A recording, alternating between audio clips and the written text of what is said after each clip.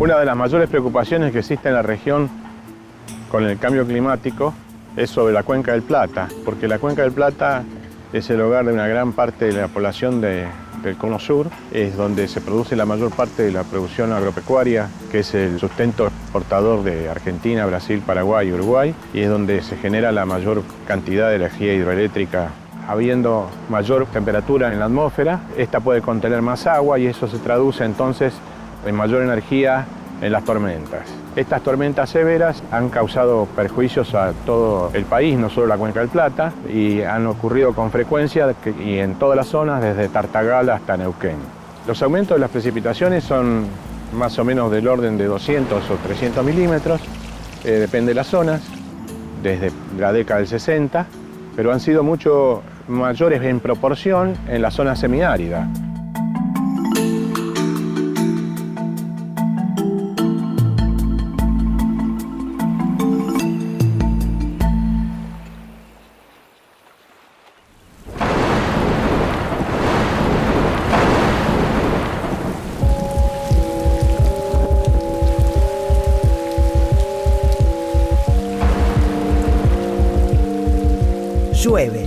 Llueve en el campo y en la ciudad. Y en las charlas de café, el culpable parece ser siempre el mismo, el niño. Pero, ¿qué es realmente el niño? El fenómeno del niño no es un fenómeno nuevo, es un fenómeno natural que está impreso en el sistema. Es una corriente que se forma de alguna manera en interacción estrecha con la atmósfera. Es relativamente periódico en el tiempo, y cuando nosotros estamos hablando tanto del niño en su relación al cambio climático, nos estamos refiriendo a que están apareciendo corrientes del niño muy intensas. Cuando el niño sobre todo es muy intenso, tenemos mayor precipitación en nuestra zona húmeda.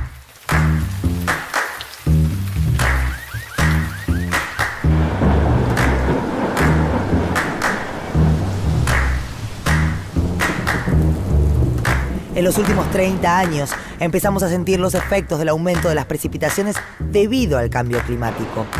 Las precipitaciones medias aumentaron en el noreste del país y en la zona oeste que bordea a la región húmeda tradicional. También se registró un aumento de las precipitaciones extremas al este y en la zona central de Argentina. Esto ha cambiado las tendencias históricas. A partir de los años 70, las precipitaciones extremas aumentaron su frecuencia. Basta con recordar el récord histórico de lluvias del año 2001. En la ciudad de Buenos Aires, los resultados se vieron en cuestión de minutos. La capital argentina se ve afectada por un temporal de lluvia. Anoche el agua llegó incluso a tapar varias calles. El servicio meteorológico mantiene una alerta de más lluvia sobre el área metropolitana. En la provincia de Buenos Aires quedaron bajo el agua casi 2 millones de hectáreas, es decir, 100 veces la capital federal. Las inundaciones son en realidad un fenómeno natural al que nosotros hemos de alguna manera influenciado a través de nuestro propio desarrollo, ya sea en la ciudad, el desarrollo de las ciudades o lo que es el campo. Podemos distinguir entre lo que es el efecto directo, es decir, cuando la precipitación cae en el propio lugar, entonces nos puede producir inundaciones porque se nos acumula en ese lugar, o lo que puede significar el desborde del río, por ejemplo, al que estamos adyacente. Y eso en general viene porque hubo un aumento de las precipitaciones en lo que se llama la cuenca imbrífera del río, es decir, donde nace, que es donde cae, donde se alimenta de agua. En los últimos 30 años, la frecuencia de las precipitaciones y de las inundaciones alcanzaron niveles nunca antes imaginados. El río Paraguay es un ejemplo. En menos de 20 años sufrió 3 grandes crecidas y los daños afectaron la vida de más de 200.000 personas. Si bien, a nivel mundial, los grandes centros urbanos tienden a ubicarse en zonas elevadas, muchas veces los habitantes que se incorporan a la fisonomía de la ciudad ocupan zonas bajas que bordean los cursos de agua, áreas fácilmente inundables. En el caso de Brasil, las construcciones en los morros también aumentan los riesgos. Año tras año, el inmenso caudal de lluvias provoca el deslizamiento de tierras con importantes pérdidas humanas, económicas y ambientales.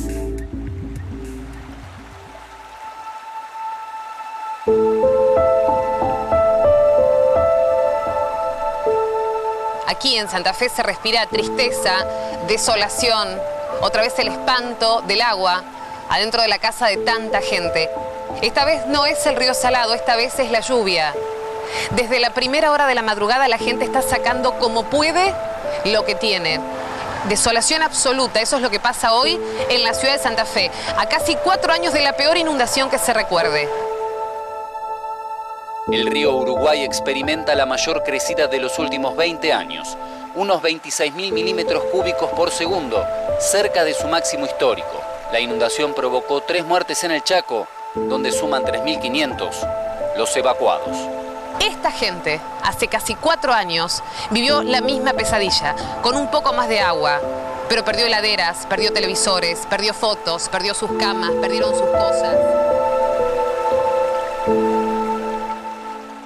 Las urbanizaciones introducen una perturbación muy importante en lo que se llama el ciclo hidrológico. El ciclo hidrológico es ese que se produce con el agua cayendo desde las nubes por precipitación, infiltrando, escurriendo, finalmente alcanzando el mar, donde es la fuente principal donde evapora el agua, genera las nubes y se cierra el ciclo. La urbanización es un gran disruptor de este ciclo. El primer efecto importante es la enorme impermeabilización que introduce en la superficie, con lo cual ya la infiltración se reduce fuertemente. ¿Y qué pasa? Esa agua queda en superficie. ¿Qué hacemos para que no se produzca una gran acumulación? Hacemos desagües. Todo el sistema de desagües de las zonas urbanas. Los sistemas de desagües, por razones económicas y de mantenimiento, se diseñan para un cierto caudal. ¿Qué significa eso? Que indefectiblemente las zonas urbanizadas sufren inundaciones.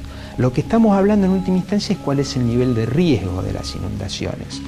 Y como el patrón de las precipitaciones está cambiando, lo que está pasando es que las ciudades o las zonas de las ciudades que fueron diseñadas para un cierto nivel de riesgo, ahora pueden estar experimentando un riesgo mayor. Y eso es una parte de los problemas que estamos experimentando. Las situaciones que acabamos de ver se asemejan mucho a la realidad ecuatoriana.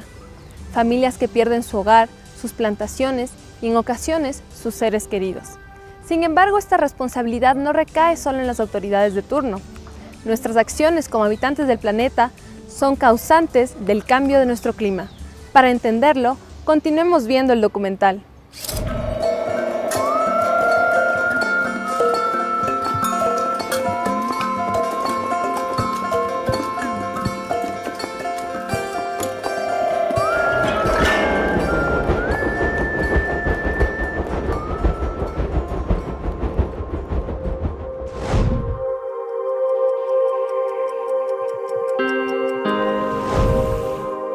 El cambio climático es producto de una compleja combinación de factores a nivel mundial.